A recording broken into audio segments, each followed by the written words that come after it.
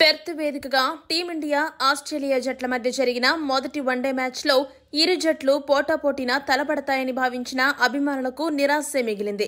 ముఖ్యంగా రోహిత్ శర్మ, కోహ్లీల బ్యాటింగ్ కోసం ఎంతగానో ఎదురుచూసిన వారందరి ఆశలపై నీరు జల్లుతూ రోహిత్ 8 పరుగులకు, కోహ్లీ 0 పరుగులకు అవుట్ అయ్యారు. ఈ మ్యాచ్లో ఏ దశలోనూ టీమిండియా ఆస్ట్రేలియాకి గట్టిపోటీ ఇవ్వలేకపోయింది.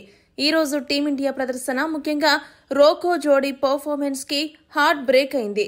మొత్తానికి గిల్ కెప్టెన్సీలోని టీమిండియా ఈ మ్యాచ్లో 7 వికెట్ల తేడాతో ఆస్ట్రేలియా చేతిలో ఓటమిని చవిచూసి ఈ సిరీస్లో 0-1తో వెనుకబడింది. ఇక తొలిసారి వన్డే కెప్టెన్సీ చేస్తున్న గిల్ తన మొదటి మ్యాచ్ని ఇలా ఓటమితో మొదలుపెట్టడంపై మ్యాచ్ అనంతరం సంచలన వ్యాఖ్యలు చేశాడు. గిల్ మాట్లాడుతూ ఏమన్నాడంటే, వన్డే కెప్టెన్ గా నా ప్రస్థానం ఇప్పుడే మొదలైంది. మొదటి మ్యాచ్లో ఇలా ఓడిపోవడం కొద్దిగా బాధాకరం. అయితే ఈ మ్యాచ్లో మాకు ఏదీ కలిసి రాలేదు. మొదట టాస్ ఓడిపోయాం.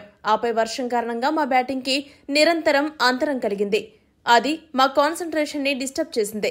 అదే సమయంలో నాతో సహా జట్టులో అందరూ వారి స్థాయికి తగ్గ బ్యాటింగ్ ప్రదర్శన చేయడంలో విఫలమయ్యారు.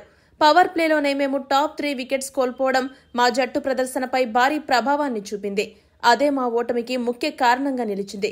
కాగా రోహిత్, కోహ్లీ చాలా కాలం తర్వాత క్రికెట్ ఆడుతున్నారు. అయితే వారు అనుభవం ఉన్న ఆటగాళ్లు. తప్పక నెక్స్ట్ గేమ్లో సత్తా చాటగలరు అనే నమ్మకం నాకుంది. మరోవైపు ఆసీస్ బౌలర్లు హోమ్ గ్రౌండ్ అడ్వాంటేజ్ ని, వాతావరణం నుండి వచ్చిన సపోర్ట్ ని చాలా చక్కగా ఉపయోగించుకుని మమ్మల్ని ఇబ్బంది పెట్టారు.